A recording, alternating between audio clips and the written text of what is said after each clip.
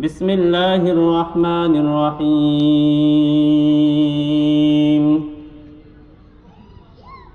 لئن شكرتم لأزيدنكم ولئن كفرتم إن عذابي لشديد صدق الله المولانا العظيم وقال رسول الله صلى الله عليه وسلم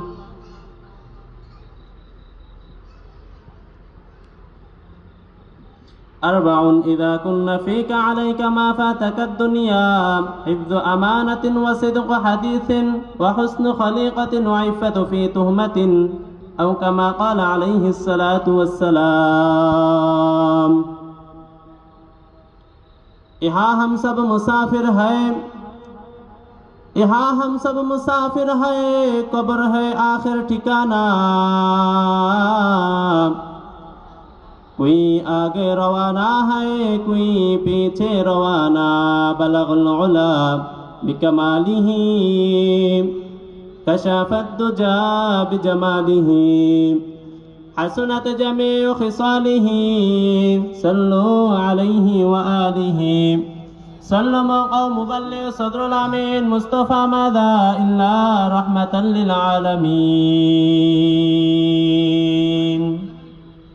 আলহামদুলিল্লাহ মোল্লাকান্দি পুকুরপাড় জামে মসজিদ যুব সমাজ ও প্রবাসীদের উদ্যোগে দ্বিতীয় বার্ষিক ওয়াজ মাহফিলের প্রধান বক্তা বিশেষ বক্তাগণ এবং সভাপতি সহ আমার সামনে আগত জনদরদী মুসল্লি ভাই ও বন্ধুগণ এবং পর্দার আড়ালরত আমার মা ও বোনেরা, সকলের প্রতি আমার আন্তরিক মোবারকবাদ এবং মহান রব্বুল আলামিনের দরবারে অসংখ্য অগণিত শুকরিয়া জ্ঞাপন করছি যে মহান রব্বুল আলামিন আমাদেরকে দুনিয়াবি ফিতনা ফাসাদের যুগে ফিতনা ফাসাদ থেকে বিরত রেখে একটা দ্বীনি মহতি জলসা আসার মতো বসার মতো সুযোগ করে দিলেন। এজন্য আমরা সকলে শুকরিয়া আদায় করি আলহামদুলিল্লাহ। আমি কালামুল্লাহ শরীফ থেকে যে আয়াতে কারিমা তেলাওয়াত করেছি, আল্লাহ পাক রব্বুল আলামিন আয়াতের ভিতর বলতেছেন লা ইন শাকারতুম লা আযীদান্নাকুম ওয়া লা ইন কাফারতুম ইন্না আযাবি লাশাদীদ। লা ইন শাকারতুম, যেই বান্দা আমি আল্লাহর নিয়ামত পাইয়া নিয়ামতের শুকরিয়া আদায় করলো, লা আযীদান্নাকুম, আমি আল্লাহ তার নিয়ামতকে বৃদ্ধি করে দেই। তো আমরা এখানে আসতে পেরেছি, বসতে পেরেছি, এটা একটা নিয়ামত। এরকম নিয়ামত সবার ভাগ্যে হয় না। হাজারো মানুষ দেখেন হাসপাতালের বেডে শুয়ে আছে, কেউ বাড়ির বেডে শুয়ে আছে অসুস্থ, তারা লড়তে পারে না, চড়তে পারে না, কিন্তু আমাকে আপনাকে আল্লাহ পাক রব্বুল আলামিন সুস্থ রেখেছেন এবং দ্বীনি মহতি জলসায় আসার মতো বসার মতো সুযোগ করে দিয়েছেন। এজন্য আমরা আবারও শুকরিয়া আদায় করি আলহামদুলিল্লাহ। রাসূলুল্লাহ সাল্লাল্লাহু আলাইহি ওয়াসাল্লামের একখানা হাদিস আমি তেলাওয়াত করেছি। হাদিসের ভিত্তিতে সংক্ষিপ্ত আকারে কিছু আলোকপাত করার প্রয়াস চালাবো ইনশাআল্লাহ। আল্লাহ রাসূল সাল্লাল্লাহু আলাইহি ওয়াসাল্লামের যে হাদিস আমি পড়েছি, রাসূলের হাদিসে রাসূলুল্লাহ সাল্লাল্লাহু আলাইহি ওয়াসাল্লাম বলতেছেন আরবাউন ইযা কুন্না ফিকা আলাইকা মা ফাতাকাদ দুনিয়া হিফযু আমানাতিন ওয়া সিদকু হাদিসিন ওয়া হুসনু খলিকাতিন ওয়া ইফাতু ফি তুহমাতিন। আল্লাহ রাসূল বলতেছেন, হে আমার সাহাবীরা, হে আমার উম্মতরা, তোমরা শুনে রাখো, তোমাদের ভিতরে যদি চারটা জিনিস বাস্তবায়িত হয়, তোমার ভিতর যদি চারটা জিনিস থাকে, তাহলে তোমাকে কোনো ফিতনা, কোনো গোমরাহ তোমাকে পথভ্রষ্ট করতে পারবে না। তো সেই চারটা জিনিস কি? আল্লাহ রাসূল সাল্লাল্লাহু আলাইহি ওয়াসাল্লাম বলতেছেন, এক নম্বর হলো হিফযু আমানাতিন, আমানতের হেফাজত করতে হবে। আল্লাহ রাসূল সাল্লাল্লাহু আলাইহি ওয়াসাল্লামের এক হাদিসের ভিতরে বলেন লা ঈমান মান লা আমানাতা লাহু, যার আমানতদারিতা নাই তার ঈমান নাই। যেই বান্দার ভিতরে আমানতদারিতা নাই তার ঈমান নাই। এজন্য আমাদের এক নম্বর কাজ হলো আমানতের হেফাজত করতে হবে। কিভাবে আমানতের হেফাজত করবে একটা দৃষ্টান্ত দেই, আপনারা শুনেন। বেশি দূরের ঘটনা নয়, আমাদের পাকিস্তান, বাংলাদেশ এবং ভারত যখন একত্রিত ছিল সেই সময়ের ঘটনা। ওই সময় এক লোক তার একটা জমি বিক্রি করেছে। সাধারণত আমরা যেভাবে জমি বিক্রি ক্রয় বিক্রয় করা হয়, এরকম একটা জমি সে বিক্রি করেছে একজনের কাছে, সেরকম আমি আপনার কাছে জমি বিক্রি করেছি ধরেন। এখন আমি এই জমিটা বিক্রি করার মানে হলে এই জমিতে যা কিছু আছে সব আপনার, এই জমিতে আপনি যা খুশি তাই করতে পারবেন। তো যে জমি কিনেছে সে ওই জমিতে একটা বাড়ি করুক বা একটা ঘর করার জন্য সেই জমিটা খুঁড়তেছে। তো কিছু দূর খোঁড়ার পরে দেখে একটা স্বর্ণের কলস পেয়ে গেছে। ওই সময়ের যুগের মানুষ স্বর্ণের কলস পাইয়া সে একটু আশ্চর্যবোধ হয় নাই যে একটা স্বর্ণের কলস পাইছে। কিন্তু বর্তমান সমাজে যদি আমরা হতাম একটা স্বর্ণের কলস পাইতাম, আমরা সেটাকে কিভাবে রাখতাম? বাবা যেভাবে হোক আমি সামলাইয়া গোছাই মেছে 1 লাখ কিভাবে উপভোগ করা যায়। কিন্তু ওই লোক সে জমি কিনেছে, এখন সে ভাবতেছে এই জমি কিনছে, আমার মনে হয় এই জমিওয়ালা এই জমির ভিতরে এটা পুঁতে রাখছিল। সে ওই আমানত না নিয়ে সে ওই স্বর্ণের কলস নিয়ে চলে গেছে মালিকের কাছে, বলতেছে ভাই আমি তো তোমার কাছ থেকে জমি ক্রয় করেছিলাম, কিন্তু জমির ভিতরে তুমি তো একটা স্বর্ণের কলস রেখে আসছো, এই কলসটা আমি তোমার কাছ থেকে ক্রয় করি নাই। তো ক্রয় করে নাই, এখন জমি যে বিক্রি করছে সে বলতেছে ভাই আমি তো তোমার কাছে জমি বিক্রি করে দিয়েছি। তো জমি বিক্রি করে দিয়েছি মানে জমি তোমার, আর ওই জমিতে যা কিছু আছে সবই তোমার, স্বর্ণের কলসও তোমার, তুমি ওটা রেখে দাও। এখন যে জমি কিনেছে সে বলতেছে না ভাই আমি তো তোমার কাছ থেকে শুধু বই কিনেছি, জমি কিনেছি, এই জমির ভিতরে যা পুঁতে রেখেছিল সেটা তোমার, সুতরাং স্বর্ণের কলস তুমি নিয়ে যাও। আমি তোমার স্বর্ণের কলস নিতে পারবো না ভাই, আমি কাল কিয়ামতের দিন জবাবদিহিতা করতে পারবো না।